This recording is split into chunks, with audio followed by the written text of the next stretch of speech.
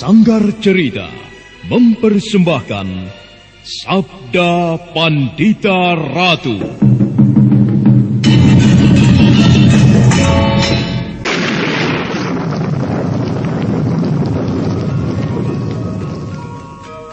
Sabda Pandita Ratu. Naskah ditulis oleh Pondra Swasti Langit, diolah oleh Agung Bahrodi, didukung oleh artis-artis terkemuka Ferry Fadli, Eli Ermawati, M. Abud, Ivone Rose, dan lain-lain.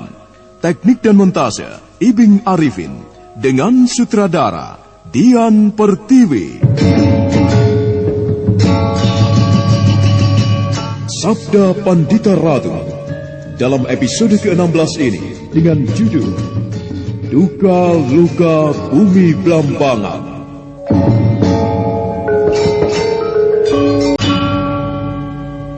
Kameswara bermaksud mengejar, tetapi Kameswara terlambat. Resi Bawani menyampar tubuh Damar Taun yang tergeletak di tanah, dan dengan sekali meloncat bagaikan terbang, lelaki tua itu melayang melintasi pagar untuk kemudian lenyap di kegelapan malam. Kau ternyata dapat mengimbanginya, Kameswara. Bahkan mungkin mengalahkannya. Sayang sekali. Seharusnya aku menumpasnya. Kakang bermaksud membunuhnya? Iya. Maaf, Kakang. Rasanya ada sesuatu yang aneh. Sesuatu yang tidak aku mengerti. Sejak kapan Kakang Kameswara merasa memiliki wewenang untuk membunuh orang? Apa kesalahan pemuda bernama Damar Taun itu? Sehingga Kakang menjatuhkan tangan, menyerangnya dengan cara yang boleh dikatakan tidak pantas, tanpa memberinya kesempatan untuk mempersiapkan diri. Bahkan boleh dikatakan Kakang telah berbuat curang. Takdir. Itulah takdirnya.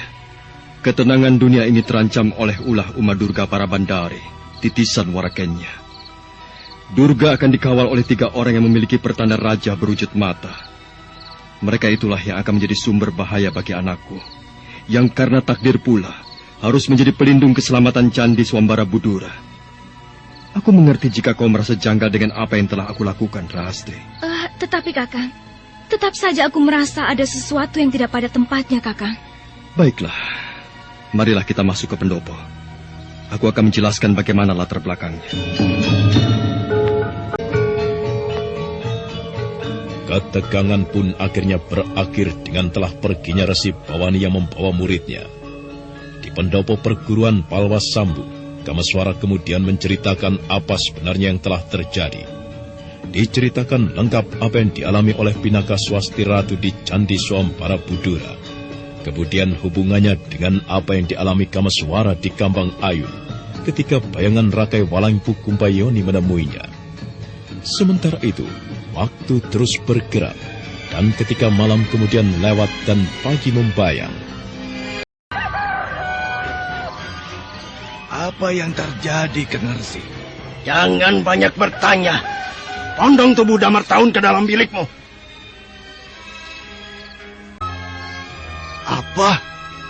Apa yang terjadi, Kakang? Kenapa dengan muridmu? Muridmu telah mati, Sang Resi. Ia sudah tidak bernafas lagi. Dia belum mati. Aku tidak bisa menerima kematiannya. Damar Taun belum mati. Akan tetapi, napasnya sudah tidak ada lagi, Kang Resi. Dia belum mati. Dia belum mati. Kalian mendengar? Lalu kenapa?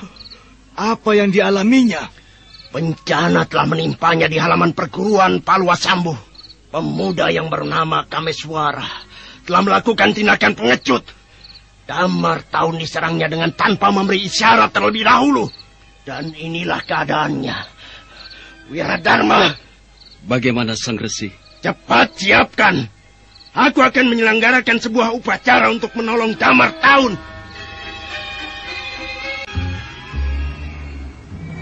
Wiradharma segera mempersiapkan apa yang dibutuhkan oleh Sang Resi. Ublik dari minyak lemak telah dinyalakan. Bau kemenyan yang tajam menyengat menyeruak di setiap ruangan. Ubah rampe yang lain juga telah disiapkan. Damar Taun, kau belum mati, Damar Taun. Tak takdirmu belum sampai. Kau belum mati. Kau akan hidup kembali. Bangunlah, Damar Taun. Mata sang resi yang melek itu nampak mengerikan sekali. Mata yang hanya berwarna putih tanpa bulatan hitam itu berubah sedikit kemerah-merahan. Tangan sang resi bergerak-gerak liar. Mulutnya komat kamit mengucapkan japa mantra. Entah japa mantra yang mana yang diucapkannya, tetapi tubuh Damar Taun tetap membeku. Biar tubuhnya menggigil bagai kedinginan.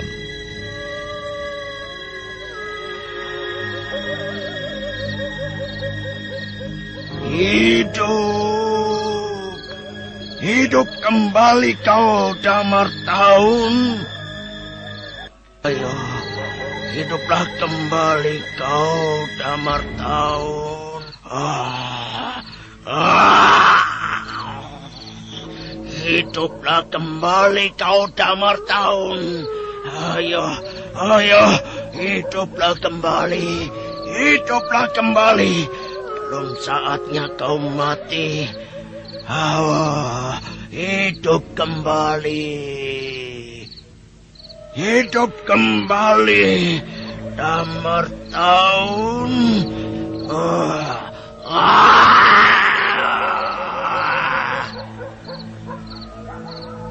Bangkit kau, Damar Taun. Buka matamu. Ayo, Damar Taun. Segera bangkit berdiri. Ayo. Semakin gencar sang resi Bawani mengucapkan japa mantra. Mulutnya berkomat kamit dengan cepat. Matanya melek dan memejam menakutkan. Namun ternyata Damar Taun yang diharapkan bangkit kembali tetap membeku. Arat kau, Damar Taun.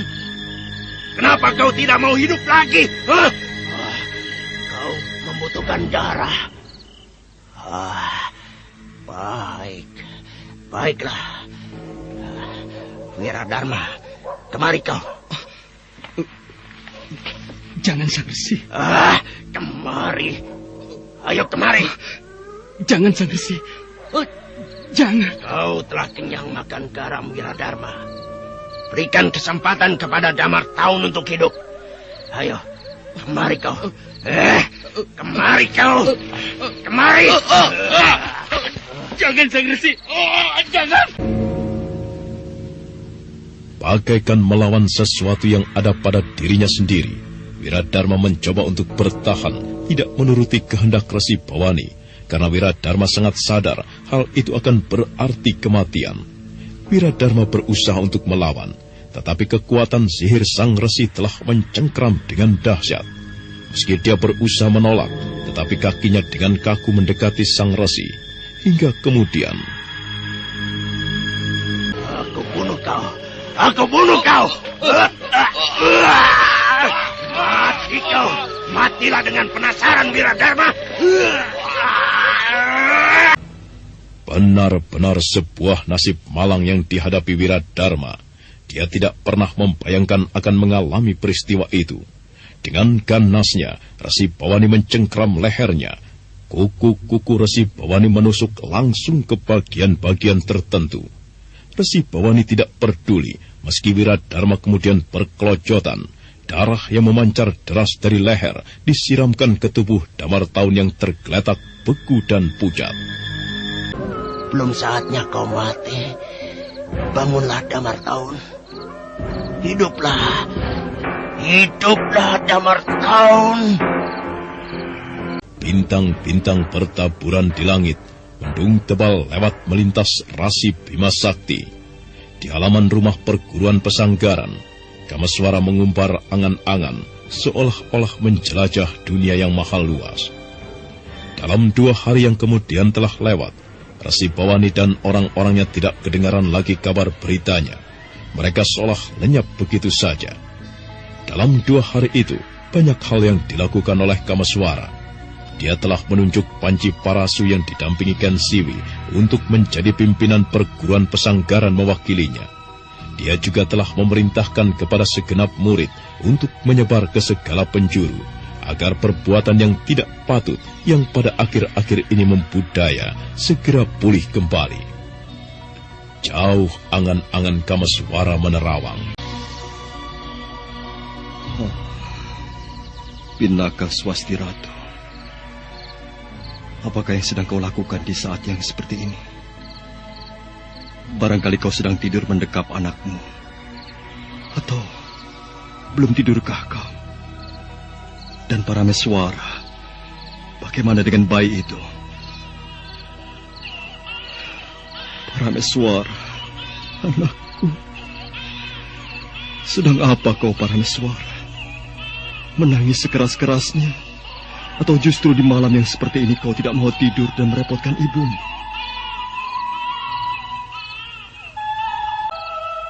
Sedang melamun, Kakang? Rahastri? Kakang tentu sedang melamun. Kakang memiliki ilmu yang sangat tinggi, sampai tidak tahu kehadiranku. Tentu memikirkan sesuatu yang sangat menyita pikiran. Benar, Kakang? Kenapa kau kemari? Kakang Paksi telah mengizinkan aku untuk menemuimu. Apa? Kakang Paksi Jalak Kuning melihat Kakang melamun di pendopo. Kemudian menceritakan padaku. Kakang Panji Garit berpendapat Kakang Kameswara tentu sangat kalut menghadapi persoalan yang sedang Kakang hadapi. Kakang Panji Garit memintaku untuk menemani Kakang Kameswara. Aku sedang teringat kepada anakku, Rahastri. Bayimu tentu lucu sekali, Kakang. Iya, lucu dan menggemaskan. Sebagian jiwaku telah menyatu dengan anak itu. Rasanya kangen sekali, Rahastri. Baru saja aku seperti mendengar suara tangisnya. Kakang juga merindukan ibunya? Aku mencintai Pinaka. Itulah kenyataan yang tidak bisa aku ingkari, Rahastri. Tetapi kenyataan lain yang sangat menyiksaku adalah ternyata Pinaka adalah kakakku sendiri. Yang aku ingin tahu pada saat ini, bagaimana Kakang menempatkan diri? Yang berlalu biarlah lewat. Yang telah terlanjur karena ketidaktahuan, biarlah terlanjur. Sekarang aku menempatkan diri pada yang seharusnya. Pinaka adalah kakakku. Sikapku kepadanya saat ini adalah sikap seorang adik kepada kakak. Akan tetapi di sisi yang lain, aku harus menempatkan diri kepada Parameswara sebagai seorang ayah. Apalagi Parameswara dibayang-bayangi oleh sebuah bahaya yang tidak seharusnya menjadi beban bayi sekecil itu. Kakang, maukah Kakang mendengar pendapatku? Iya. Aku bisa mengerti keadaan Kakang Kameswara. Beban demi beban Kakang hadapi. Sebaiknya Kakang segera beristri. Beristri? Iya.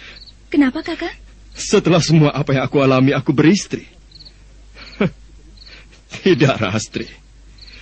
Bukannya aku telah mupus. Sama sekali tidak. Akan tetapi di pundakku sekarang telah kupikul tanggung jawab yang berat. Persoalan Uma Durga yang memburu-buru anakku itu sangat menyita perhatianku. Dan itu berarti Kakang tidak akan berpikir tentang seorang istri sampai akhir hayat? Tidak. Tidak cemaskah Kakang akan sesuatu? Apa? Kalau Kakang selalu bersama-sama dengan Kang Bo Pinaka Swasti Ratu, sangat besar kemungkinan Kakang berdua akan tergelincir. Salah siapakah sebenarnya kalau kami berdua sampai tergelincir, Rahastri? Kami berdua tidak saling tahu bahwa kami adalah saudara seayah. Salah siapakah itu jika kemudian kami sepakat menjadi suami istri dan bahkan mempunyai keturunan? Kakang. Bagaimana? Tahukah Kakang, bagaimana sebenarnya dengan perasaanku? Betapa sulitnya aku berusaha menipu diriku sendiri. Betapa pedihnya ketika aku tersadar dari angan-angan. Angan-angan seolah kita menjadi suami istri, hidup bersama. Lupakan semua yang pernah tumbuh di dalam perasaan kita berdua, Rahastri Kandi. Kau telah bersuami, dan aku juga telah terlilit oleh persoalanku yang seperti ini. Ketika mendengarkan apa yang diungkapkan oleh Kameswara, seolah Rahastri Kandi ingin ikut memanggul beban yang sangat berat yang sedang dihadapi oleh Kameswara itu. Kenangan atas cinta yang pernah tumbuh di antara mereka membuat Rahastri Kandi sibuk membuat andai kata. Kembali lagi kemari? Banyak kemungkinan yang bisa saja terjadi, Rahastri. Sebagaimana yang baru saja aku alami. Aku tidak mengira, justru di sini, di Belambangan ini, aku bertemu pertama kali dengan orang yang membawa pertanda Raja Trinetra. Boleh jadi, aku masih berurusan dengan yang lain. Andai kata bisa. Bagaimana, Rahastri? Andai kata bisa, Aku bersedia ke tempatan Raja Kalacakra itu, Kakang. Aku rela mengorbankan jiwa dan ragaku untuk ikut melindungi anakmu. Bisakah itu, Kakang? Aku justru berkeinginan jangan sampai ada yang tersentuh oleh persoalan ini, Rastri. Biarlah aku sendiri yang akan menghadapinya. Jangan sampai saudara-saudaraku yang aku kenal dan aku cintai, mereka yang menjadi bagian dari jiwaku akan mengalami petaka. Aku tidak akan lupa apa yang dikatakan oleh Rakai Walengtu, bahwa siapapun bisa tersentuh oleh takdir itu. Artinya, meski orang itu adalah kau, akan tetapi jika kau yang ketempatan Raja Trinetra berwujud sebuah mata di telapak tangan kirimu, maka bagaimanapun pergolakan yang ada di dalam hatiku, aku harus tega untuk menghabisimu, seperti yang aku lakukan terhadap Damar Tawun. Barangkali apa yang aku lakukan adalah karena naluri seorang ayah untuk melindungi anaknya dari mara bahaya. Akan tetapi lebih dari itu, anakku adalah penentu keselamatan Swambara Budura yang akan dihancurkan oleh titisan Durga. Aku sangat bisa merasakan apa yang kau sandang, Kakang. Lalu dengan cara bagaimana aku dapat meringankan bebanmu? Sudahlah, Rastri. Biarlah apa yang aku alami. Aku sendiri yang akan menghadapinya. Sekarang kembalilah. Tidak baik kau terlampau lama berada di sini. Hubungan perasaan yang pernah ada di antara kita bisa berbuah sesuatu yang tidak baik. Tapi, Kakang. Apalagi? Aku ingin ikut ke Semenanjung Sembulungan itu. Bagaimana? Aku berharap Kakang tidak keberatan. Aku tidak keberatan. Tetapi sebaiknya kau meminta izin kepada suamimu. Dan itu artinya Panji Garit harus ikut. Serta mintalah izin kepada ayah dan ibumu. Baiklah, Kakang.